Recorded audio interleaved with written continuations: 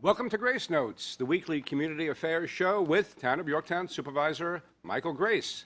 I'm Bruce Apar of Chase Media Group, and we always start every show, Supervisor, talking about events in and around town, and I know you always commit these to memory, so I don't even have to look at my iPad or anything, right? You just know off the top of your head what's going on. That's your job. That's part of your job, by the way. That's right, but it's vacation time. So Yeah, I know. It's slow. Yeah, I know. It's very slow, yeah. The Lions concert, Is that the last one coming up?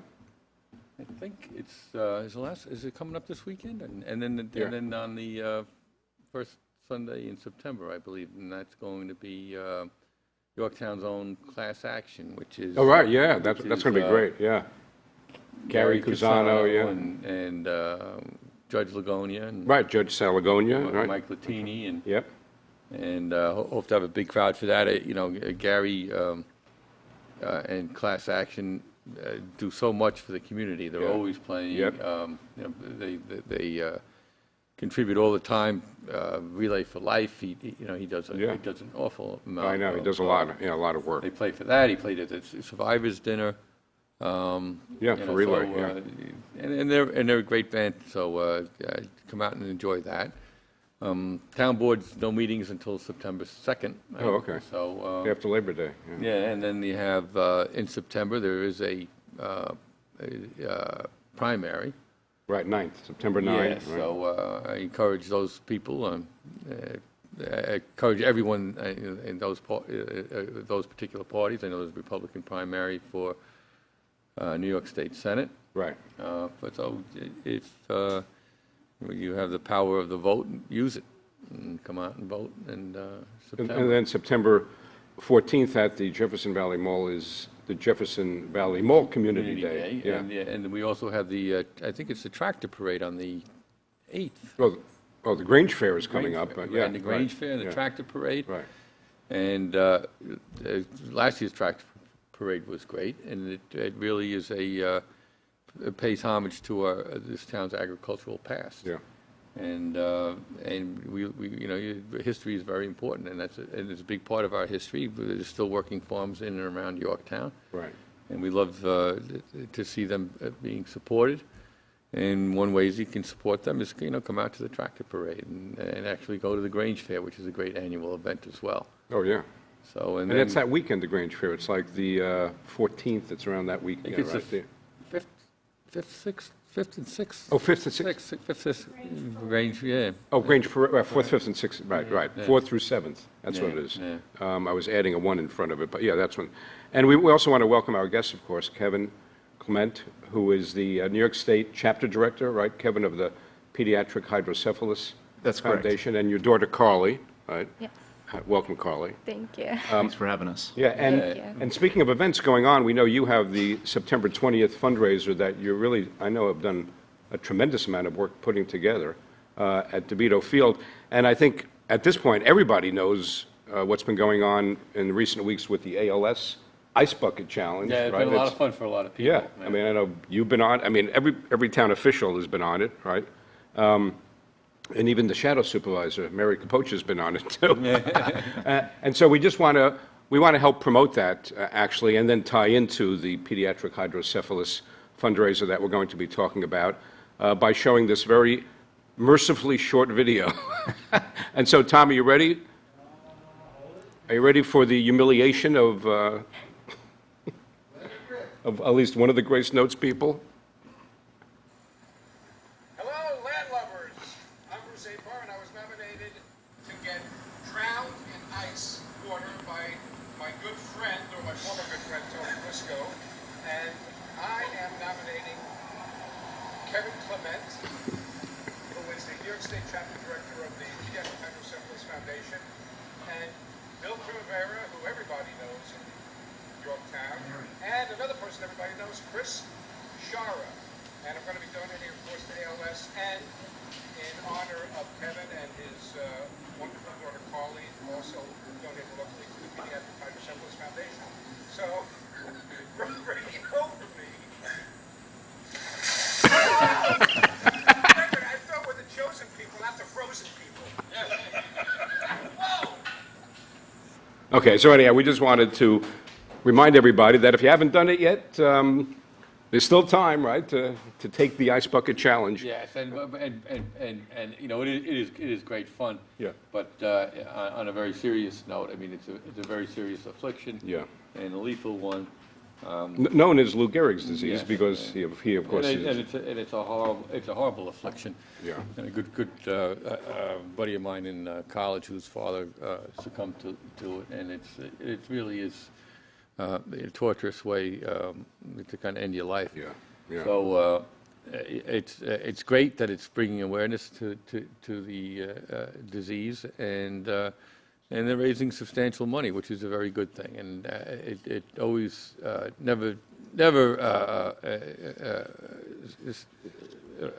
it's always great to see the generosity of People, American yeah. people, American people, and it's there.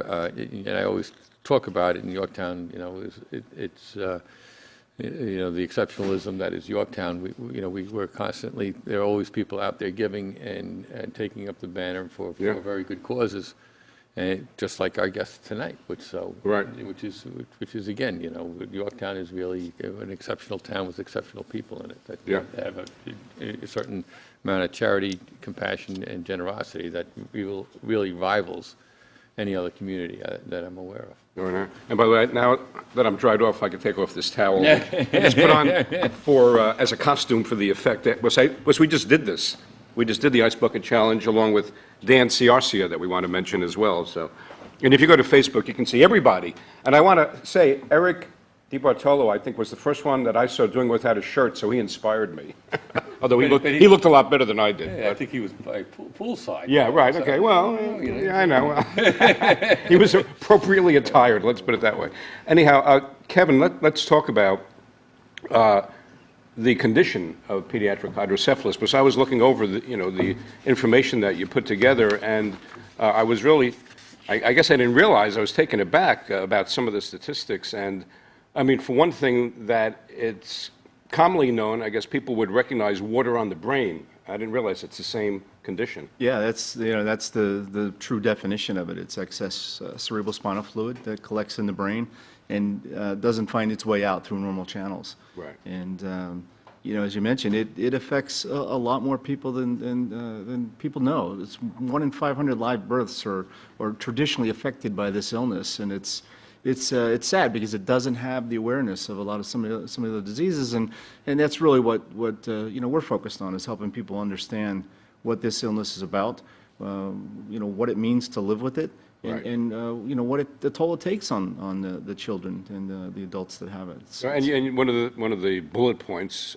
here is, again, I wasn't aware of this, it's 30 times more common than cystic fibrosis, but it gets a lot less funding. I think it's right? like 1/30 of the national funding of cystic fibrosis. Yeah, absolutely. And what do you think that is? It just the awareness hasn't been. Yeah, I think I mean, it's all about awareness. It's about getting folks who hold those purse strings to understand the impact of this illness and the reach, how many children it in fact affects, and getting people to start to realize that we can make advances in this field. We can make advances in treatment, and there really haven't been, and it's unfortunate. And a lot of it is also, the condition is also associated with neurological deficits, Correct. seizures, and developmental delays Sure, for the sure. children that have it.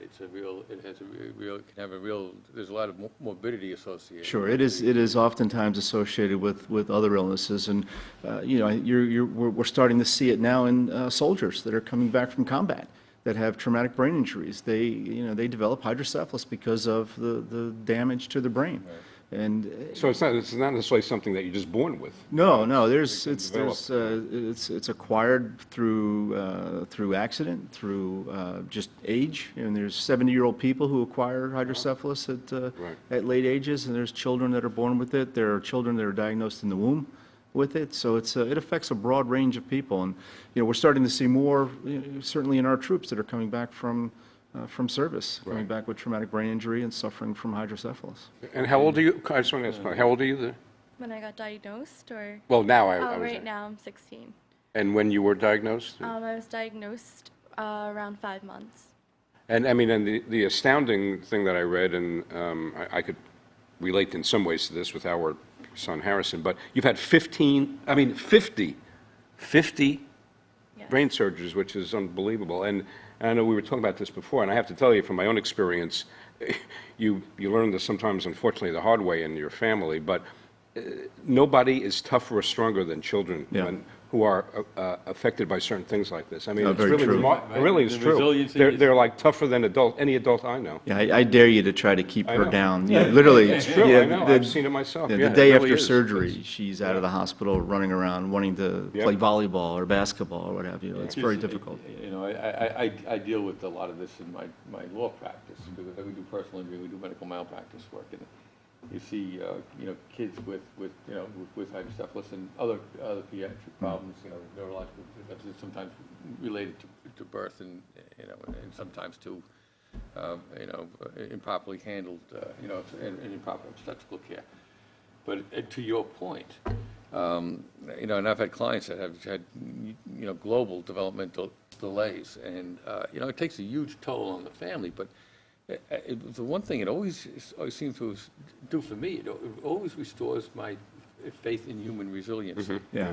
Because, and also, I also think it also it goes to make you understand the real beauty of life. And, you know, I mean, really, I mean, it's, you know, and, you know, there's some kids that can be terribly disabled, and you still understand, you know, they're absolutely beautiful. Absolutely. You know, and human beings that have such huge potential still in their own right. And I think, you know, in a society that always has its focus on the beautiful and the glamorous and everything else. Superficial, really. We lose sight of what, you know, we really lose sight of what is really precious in all life, in every, you know. Yeah, we're very fortunate. Carli is truly an exception with hydrocephalus. You know, knock on wood. You know, you can see a bright young lady, very active.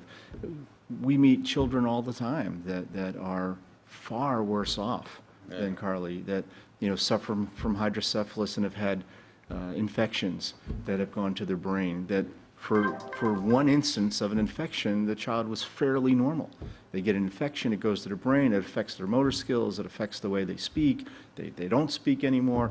So we're very fortunate that you know, Carli is you know, is done as well as she has with this condition, even after having 50+ surgeries. Now, It's pretty- you have what you call a shunt, right? Yes. And do you want to explain to everybody what that is? Sure. Well, I have a VA shunt, so it's a shunt that runs from the inside of my brain, and then it drains the fluid to my heart, and then it gets reabsorbed into my bloodstream, and just kind of goes like that. I used to have a VP shunt, which did the same thing. It drained from the brain into the stomach, and it would get reabsorbed around your stomach. But I had a lot of problems with it, and I got really sick from it, so they decided to switch it up to the heart. There's other ways, I guess, that you can get rid of it. I know one of my really good friends, Allie, she had what's called an ETV. So that's where, like, they make a little hole in the third ventricle, and the fluid is able to escape from the ventricle out and get reabsorbed like anybody else would. Yeah, and when you talk about the ventricle, we always think of a heart ventricle, but it's actually the ventricle in the brain, Right. which is the open spaces in the brain that collects where the fluid builds up. Correct? Yeah.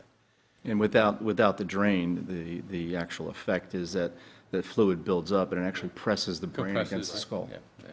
So what happens with the surgeries? Is it to drain the water, or how? Well, a lot of times it just fails. Right. It has like the highest failure rate of any medical device.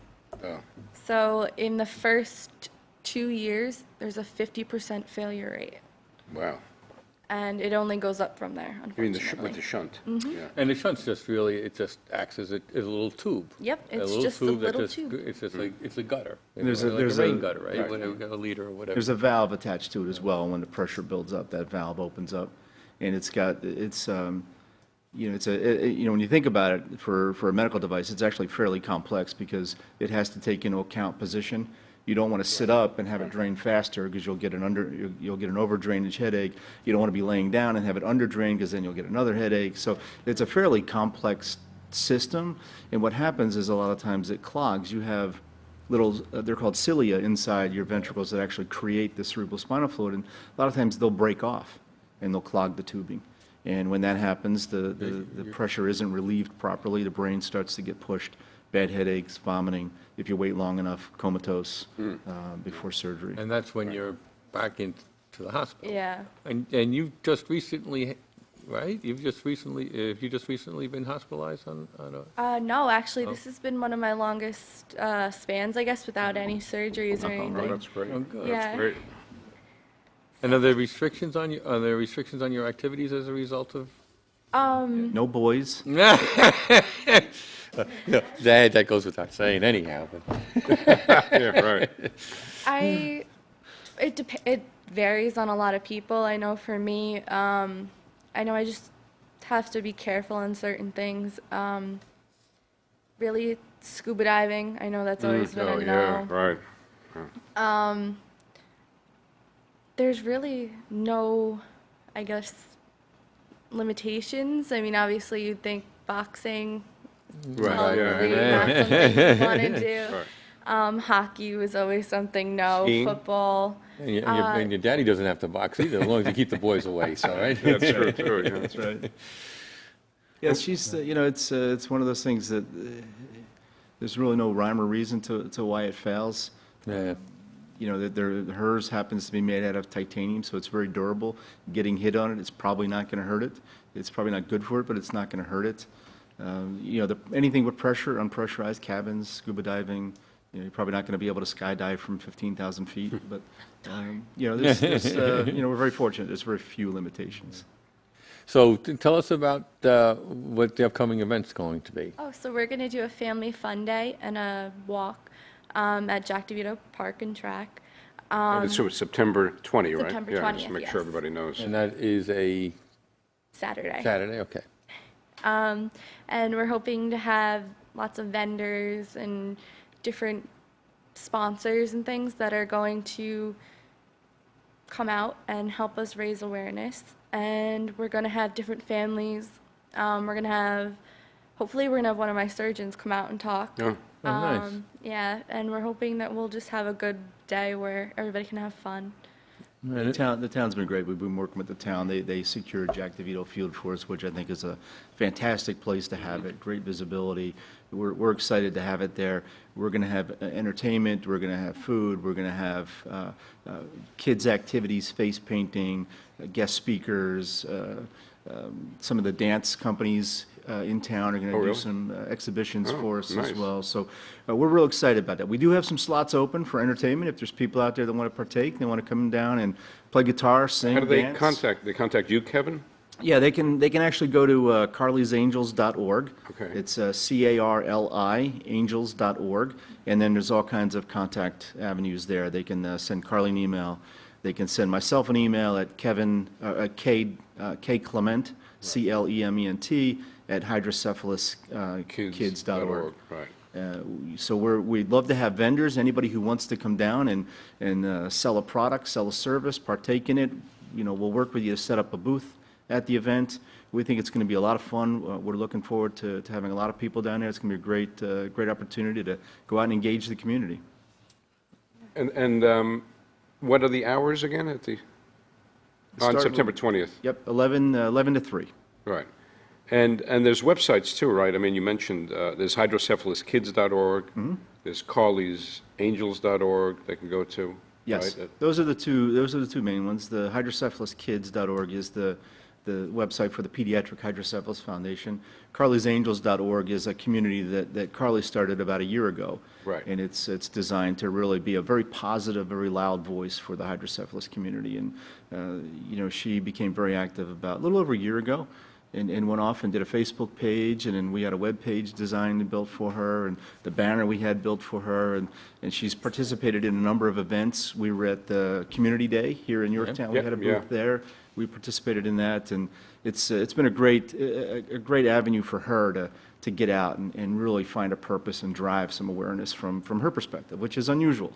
Well, yeah, and when you have the title, Kevin, of New York State chapter director, so that means for the whole state that you're the, There's three of us that work the whole state. Okay. The walk last year was in Orange County. We had the walk at FDR about 3 or 4 years ago. Right. And, I lobbied real hard to have it brought back to Yorktown this year. I think the community here is fantastic for an event like this. yeah, it's true. Jack DeVito Park is just a fantastic venue, very visible from the street. It'll be, it doesn't have to be a destination. I really envision people walking by, seeing it, saying, hey, let's go see what's going on over here. Right. Well, I think you're right about Yorktown. I mean, that's the one thing that, Bruce probably hears it more often than, but. No, I never get tired of hearing it But because it's I know true. it's, I mean, I know it's- it's true. I it's- know, it's from my funny. own experience, I know it's just- true. Right, Yeah. right, from Right, from yeah. your own foundation. From our foundation, yeah, no, it's just absolutely an- the case. It's an incredible town, and Yeah, it's, with incredible people that, as contentious as it can be at times, so one thing that really is consistent is its compassion and generosity towards these things. well, we've been warmly received with this event from day one. The town parks department went out of their Yeah. way to help us find, with soccer and everything that goes on in that field, they really went out of their way to find a date for us where we could have Yep. that field and have that venue. Working with Bruce and other folks asked here in town to help drive awareness and get people involved. Fire The department. fire department is going to hang the banner for us across the fire department. We're having a banner built. Vendors in town, we've had a number of vendors volunteer and donate their services Yep. to print signs for us, to print flyers for us. It's been fantastic. Yeah, no, Really it's a nice. very compassionate community. I mean, that's what it is. And to that point, we always love to make sure that those sponsors, their names get out there Yeah, as well, so. yeah. to We- make we sure have, that the rest of us, as a community, we understand that we to patronize these businesses because. And we've gone out of our way we'll have an official walk T-shirt, and all those sponsors' names will be on the back of them. We've invited all of them to join us. If they want to have a booth, they're welcome to have a booth and engage with the community. And, we've had great response and great reception from the community here. It's been But, fantastic. by the way, it's also a testament, Michael's been busy, as he always is, but it's also a testament to the organization you created, Yorktown Organizations United, that Kevin contacted United to say, how can we work together? I mean, and that's what the whole mission of the organization is to help, especially somewhat, at least on a local basis, fledgling organizations. I mean, yours, obviously, you've done a tremendous job, creating this event and everything else, but we really were gratified that you contacted us. Well, because we that- saw we were at the community day, and we were Right. very impressed with the whole thing, yeah.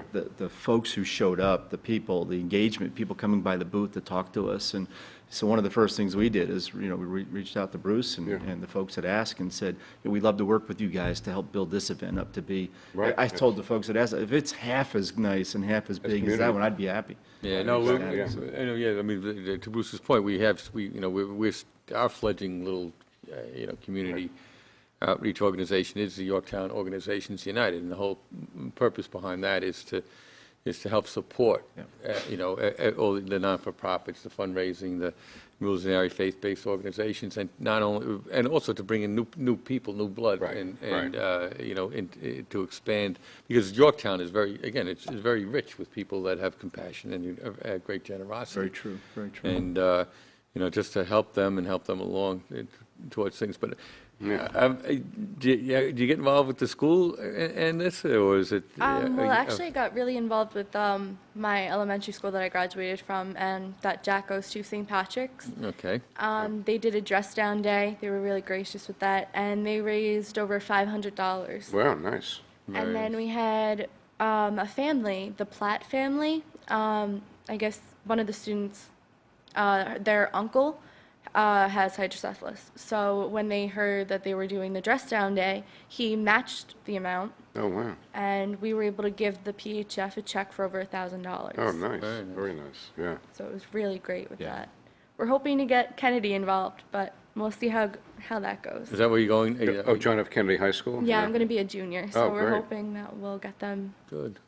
more Right, involved from yeah. summers. Yeah, St. Pat's has been great. That dress down day was a much bigger success than I think anybody thought it was. And I guess that just shows you how bad these kids want to wear jeans Yeah. instead of uniforms. Did you have to pay to dress down? Yeah, Yeah. that's how it works. So we'll look to do that again, and they've been fantastic. We'll work with them to hand out flyers in the backpacks to make sure the kids and the families know about the event.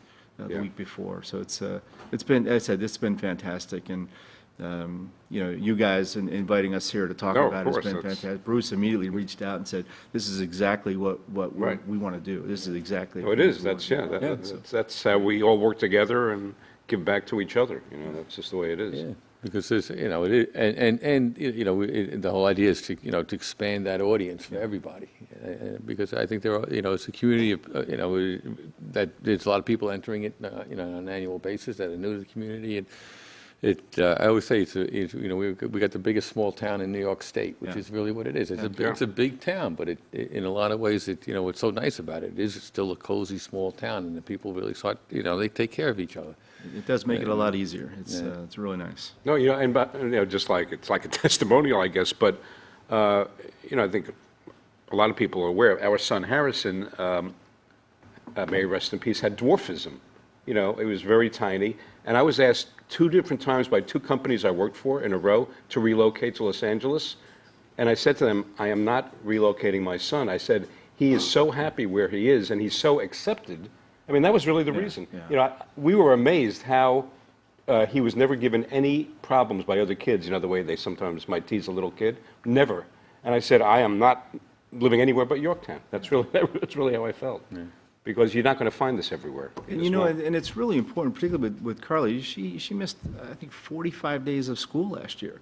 That's a Wow. lot. Yeah. When you're out that often and you come back, it's getting reacclimated, Right. reintroduced to the school community again. At St. Yep. Pat's, she went through the same thing with, just numerous surgeries that kept her out of school. And Right. every time that community welcomed her back. Yeah, that's how they are. Out of I the know. way to make sure that she didn't feel like an outsider coming Right. back to the school. That's It's exactly great. what it is. Yeah, it's amazing. It really is. And I just think, that it can't be said enough that people who've only lived here shouldn't assume other places are like this, because Yeah. they're not. No, they're not. They're not. They're not. And I've as supervisor, I go to a lot of different communities, and actually, I got a lot of town supervisors and other leaders of other communities asking me, how do you make it work in Yorktown this way? Yeah, I know. And because with the Organizations United, there's a lot of interest of looking other towns looking to start their own community foundation. Right. And they exist. Yeah, you may have the United Way, which is the biggest one,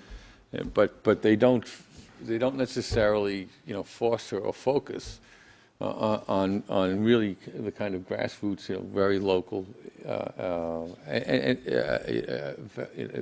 outreach programs, Right. and these local outreach programs is so very important, because this is where you incubate the next generation of people that go out there, and you want to incubate them to understand that charity, compassion for others is a very important thing. And very modest, humble human beings can change the world very significantly and very dramatically, right? What's the biblical phrase? The meek shall inherit the earth. And we're actually looking to do a lot more of that over the next couple of days. We actually head down to Washington, D.C. tomorrow. Oh. We have the Pediatric Hydrocephalus Foundation has an awareness day on Capitol Hill on Friday. Nice. And we're bringing over 160 people from across the country. Wow. Different chapters, all meeting in Washington. Tomorrow night, we have a reception dinner for everybody. And then Friday, we spend the whole day on Capitol Hill meeting with congressional staffers. From our own states, Yep, yep. yeah. So we'll go in and we have 3 meetings set up with Schumer's office and the representatives, and we'll sit down, we'll talk to the staffers about what's going on, and we'll thank them for their help. They joined there's a adult and pediatric hydrocephalus caucus that they were able to join. So we'll talk to them a little bit about that, raise awareness for it, and help to push the agenda of getting some additional funding for this illness. And we went last year for the first time, and it was an absolute blast. I told Carli it was probably the best thing that happened to her, because she really got to meet a lot of people with hydrocephalus. Right. She got to see that there is varying degrees of this illness, from people in wheelchairs to people that you would never know. Yes, And it yeah. was really a wonderful event to bond. A couple of her friends now, they're all talking about, what dress are you going to wear Thursday night? What are you going to wear Friday? It's exciting. Texting That back is and forth. exciting, So it's really a lot of fun. Yeah. It's really pretty neat. So we just want to, repeat all the vital information that it's the 5th Annual New York Awareness Walk on Saturday, September 20, 11 a.m. to 3 p.m. at Jack DeVito Veterans Memorial Park. And there's going to be music, dancing, raffles, games, exhibitions, arts and crafts, local vendors, guest speakers, food, child-friendly activities, and that you're still open, you're saying, Kevin, to sponsors, exhibitors, and vendors, donors, right? All of the above. Absolutely, absolutely. We'd love to have folks engage, come down. If you've got a local business and you want to get some exposure, you want to get involved with a great foundation, a great cause. Even raffles. Yep, I if know. you've Raffles, got yep. baskets, you Love want to for raffle help up with gift raffles. certificates. We've had some, Right. again, local businesses that have provided gift certificates for raffles. It's been fantastic, and we'd love to have folks come down and join us. Yeah. And again, the websites you can go to are carlisangels.org, C-A-R-L-I-S, angels.org, and hydrocephalaskids.org, right? So, and it benefits, obviously, hydrocephalus patients and families like Carli and your family and a lot of others. So again, we look forward to working with you on There's that. another thing I just wanted to mention about the Pediatric Hydrocephalus Foundation. This is a very unique organization.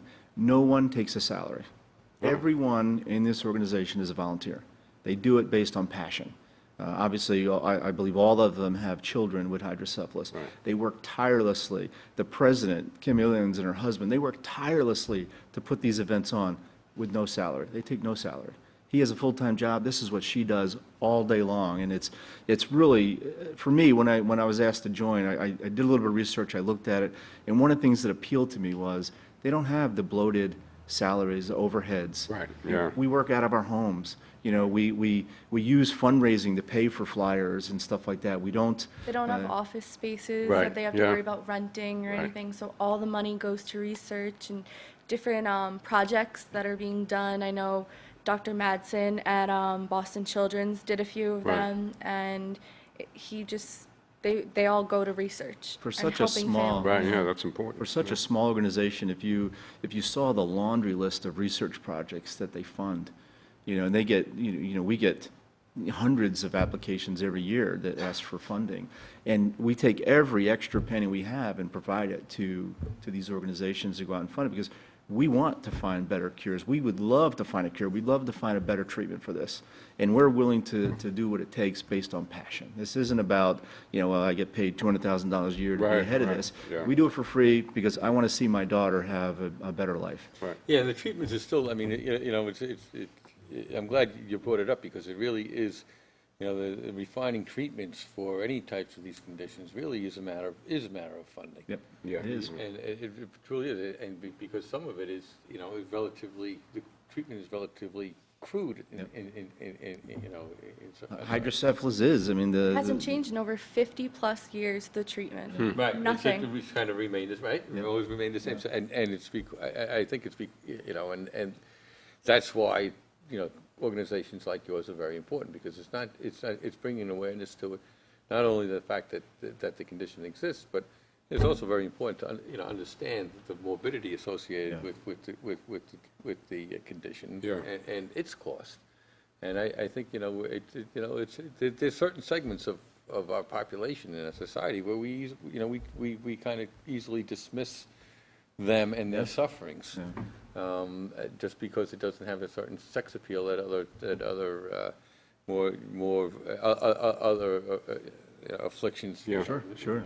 A month ago, we lost 3 little boys in 1 week from hydrocephalus, just from going in to get a revision, and they passed away from complications. And we don't think that shouldn't happen. This has been around, and you shouldn't be terrified to go into surgery and Right. not come out.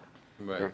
And you can only imagine obviously the suffering that these families go through, having seen their children live with this, Yeah. and then go in for a surgery, which a lot of neurosurgeons would consider routine today, and then come out with complications that leave them, paralyzed, unable to speak, or God forbid, Right. dead. And there's about a million people in the U.S. living with this condition, and it costs this country about $1 billion a year for treatment. Wow. $1 billion a year, and a lot of it is because the treatment is, like you said, it's so crude, it's so rudimentary. It hasn't changed in such a long period. And a lot of that, I mean, those conditions or afflictions that we've made inroads into is usually because there's some they have political favoritism and they have some, celebrityism true. that's associated with them. right. So Yeah, they- exactly. And these other conditions just, and I think because, and it is, we do have a tendency to quickly dismiss, all sorts of segments of our population for those, for whatever reason. And we think, the ALS challenge is awesome. And it's a real testament to the Yes, value yes. and benefit of social media. You're right, It's absolutely. You're fantastic, right, Kevin. Yes, absolutely. 15 years ago, that never would have happened. Right, no. Never would have been Wouldn't able to have spread happen. that So, fast. Right. we think that what they're doing is awesome. And we don't, this isn't a fight against other organizations for money. No, no, This and is about raising awareness. This is about getting people to understand Right. this illness and the toll it takes on people. Yes, To that point, even when, I think one of the criticisms that we were getting when we started Yorktown Organizations United was Yeah. the fact that, you are setting something up that may be competing for, and the whole idea is, no, you can expand that, you can expand the universe of those people, because I think most people are always willing to give, I think, for the most part, they are. They're charity, they're generosity, and they're just looking for vehicles to do it. Sure. And we've grown, in my big criticism, what we've grown as a society to be is that we end up defaulting what should be our personal charity to the government. Yeah, right. We Right. basically expect, well, look, the government's got to pay for the research, or the government's supposed to do that, and some big brother somewhere is supposed to take care of Right. all these issues for us. Right. And I think what it does, it depersonalizes the whole process. And forestalls it. Yeah, and It just it's- delays it, and right? and it's complete and utter waste because it churns through the The bureaucracy, The yeah, bureaucracy. right, So right. my tax dollars go to some, the government, that goes through a bureaucracy then Right. and then then you have to lobby the government to get the funding and the grant money and it's all this big. But we've deferred what used to be, again as a community, it would be. Charity should be personal. Yeah. Right. It really Yeah, should right, be. And, right. and to your point, this idea of being being volunteers and participating as volunteers because of your passion is exactly what you want. It creates a certain personal connection that churning money through bureaucracies just doesn't do. Yeah. And I think even for for the next generations, it really is important to palpate other people's suffering. Yeah. Because that's the way you grow as other people's suffering. It sounds kind of strange, but can enrich you. And Without a doubt. And, Without a doubt. but you have to be participatory in it, and it's a good thing. Well, the lessons I've learned from Carli of just, you can't Yes, buy them. yes, right. Yep. Watching her, within, I'd say, the last year and a half, really become incredibly active Yep. in wanting to advocate for her illness and wanting to be proactive and not just sit back and wait. It's been fantastic to see it. And you see her go to Washington. I remember the first meeting, she was a little hesitant.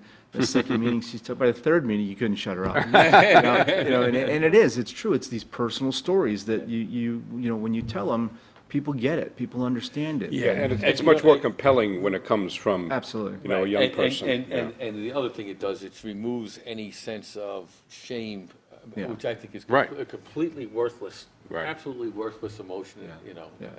in anything, and it's not, you can't, you shouldn't, you should, you wear everything that you have proudly, even your infirmities, because that's what, they're a blessing. Well, it's They can be an absolute blessing. Yeah. It's a lot of who she is. I tell everybody I wouldn't trade it for the world because it's made her such a strong individual. It's Yeah, made no, her, absolutely, very that's much right. who she is. Yes. And if she didn't have this affliction or illness, would she be out advocating so strong for something else? Probably not. Right. And it's really nice to see it. Yeah, Yeah. and that radiates out in a it very does. positive way to everybody, and that's why it's that's why these things are sometimes, I always think those sense of having, they can be a great asset. No, and it's also what they say that is so true, I mean, like Carli's living example, that the strongest people in the world are people who have to work through adversity. Oh, yeah. Nothing strengthens you like adversity. It really does, What hospital do you get the treatments at, by the way? NYU. Oh, wow, Langone? Yeah. NYU Langone in the city, yeah. Yeah. So, yeah, I just want to make sure we give And who's your- credit to them. Who's your Yeah. doctor that's going to come up and? Dr. David Harder. He used to be chief of pediatric neurosurgery at Maria Ferrari, and he got accepted a job at NYU a few years ago. He took that job, left his job there, and went down to be an associate professor. And yeah, he has a daughter my age, so he said, you know, like we just kind of clicked, I guess. He's one of these younger, very accomplished neurosurgeon, and Oh, and Dr. Wissoff. bedside manner is absolutely fantastic. out there. And so he's going to come to the walk. He's already committed, him and his family coming up to the walk and you know, speaking on behalf of hydrocephalus, and we're excited. to That's have great that I he's mean, coming, we only yeah. met him, what, 5 years ago? Yeah. Because we had Dr. Wissoff before that. him. NYU is a fantastic facility, and And, you know, by the way, this is on a different scale, but it speaks to the same point that the supervisor has made on a local level about how business, you know, really works together with not-for-profits and charities. I mean, in this case, it's a hospital, NYU, but I didn't realize this till recently. The reason it was renamed NYU Langone, you know, Mr. Langone he's the founder of Home Depot. Yep. So here you have somebody who, you know, is a brilliant businessman, obviously, and made a lot of money, and this is how he He's gives really- back. That's how he gives He's back, right? amazing. I met him a few months really? ago, actually, Wow. at a dinner that we got invited to speak at. Wow. Yeah, he's really great and very sweet. And he's from New York. He lives in New York. over in, I think, Rockland County or Right, something, yeah. across the river, so yeah. But that's a great example, isn't it, of how business No, comes together with, but you know, I hate to sound like a Humanism. broken record, but that's the whole point. Yeah, I mean, right. you know, when we, even government on a very local level, you know, you have to be accommodating and open, and, Right. because business is, it's not them against us.